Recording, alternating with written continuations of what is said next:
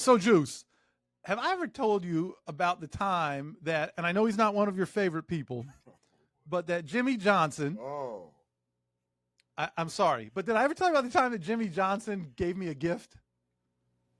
no. Wait a minute. Wait a This is a minute. good Hold on. one. Wait, Jimmy Johnson was a giving person. He gave me a gift. Okay. And so, we're talking, I want to say 97, 98, right? I came in 96, as did Jimmy. 97 got hired full time. So it was 97 or 98, like my first or second year full time. I did not talk to Jimmy unless spoken to, right? Children should not speak unless spoken to. I took that mentality. And also, if you remember, well, you probably didn't come upstairs a lot, but the way the second I tried floor, not to, Big Seth. I tried right, not to. upstairs, the head coach had the big old center office, center of the building, big, beautiful office. And I had to always visit coaches' offices, but I never cut through the back way. I just was like, I am staying out of Jimmy Johnson's way. If I don't need to be there, why am I cutting through that man's yard? I'm just not going to do it. Right. So I would walk around the front, have to go through the double doors. I would always take that route. Harvey could just walk by, hey, Jay, not the way I was going to go. But I was going down the hallway one day, and here comes Coach, and he comes walking around the corner, and he's like, hey, Seth, and scared the shit out of me, quite honestly, because he didn't talk to me often, and when he did, you better get in line. And hey, Seth, hey, come here. And I was like, come with you? He goes, yeah, come with me. And he just turns around and he starts like fast tracking it back towards his office.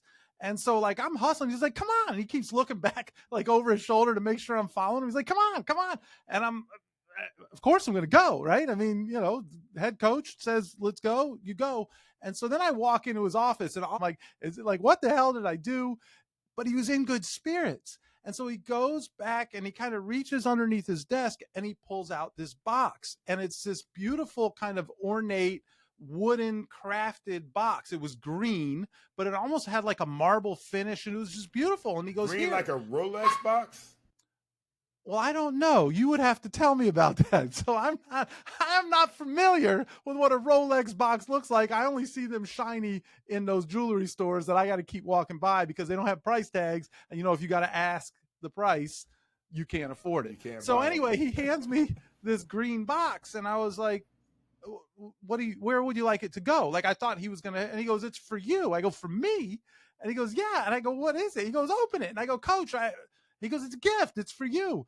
And so just imagine, I barely speak to Jimmy. And now he's giving me this gift. And so I open the box. And inside of the box is a watch. And it's not just any watch. It's a Miami Dolphins watch. But it's not like some campy thing that you get on, I don't know. It's a really beautiful, it's silver. It's got the metal band. And it's kind of like a diver's watch, and the dial turns, but the dial's like a nice aqua, and there's just the old school Dolphins logo in the center of this thing. And I go, Coach, are you sure it's for me? He's like, am I sure? Like, hey, I'm Jimmy fucking Johnson. Yes, I'm sure. So he's like, the watch is for you. I said, Coach, thank you. So like, I was kind of blown away. And so he goes, take it, enjoy it. You're doing a great job.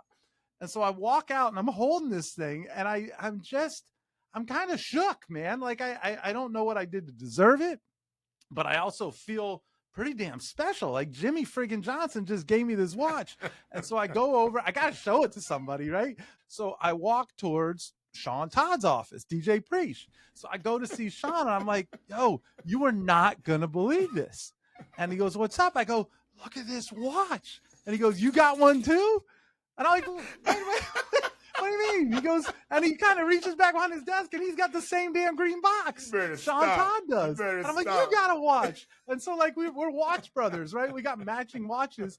I was like, damn, man, how cool is that? Like, Jimmy appreciates the little people. Here we are. We're working hard. Maybe he likes the work we're doing on the road because Sean and I used to always hang out in the road and make sure that second set of buses gets off on time and all that. It's just a token of appreciation for the guys who don't get recognized enough, right? So we're feeling really good about ourselves.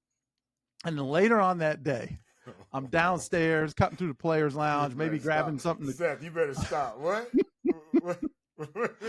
We weren't the only ones who got to watch, dude. We weren't the only ones. So lo and behold, who's grabbing a cup of coffee in the players' lounge? Not Jimmy Johnson. Well, it was Jimmy Johnson. It was Jimmy Car Wash. Oh, so my Jimmy God. Car Wash is in there, and he's got this big-ass watch. You know, Jimmy was a little dude. It's like hanging off of his wrist. He barely could keep it on.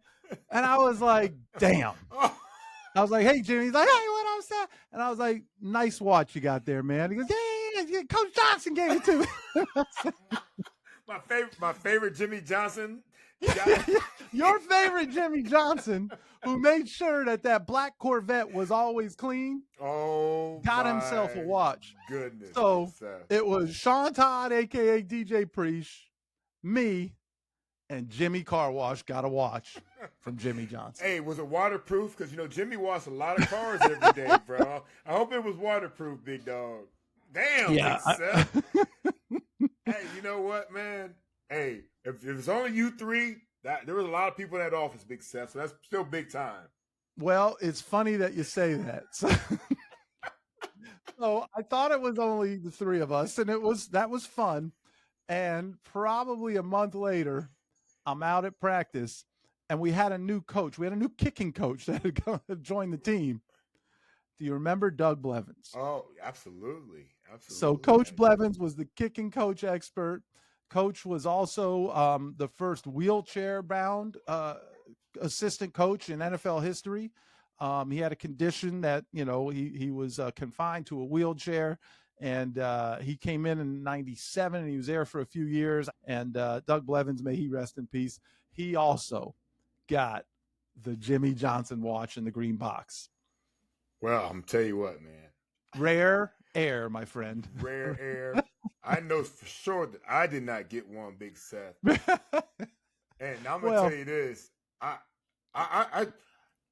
I think it's still special for you, Big Seth. When it's only four that we know about, we'll leave it right there with just the four that we know. I don't even want to know who else. If somebody else got one, we're gonna find out. We're gonna find out, Big Seth. Yeah, we certainly will.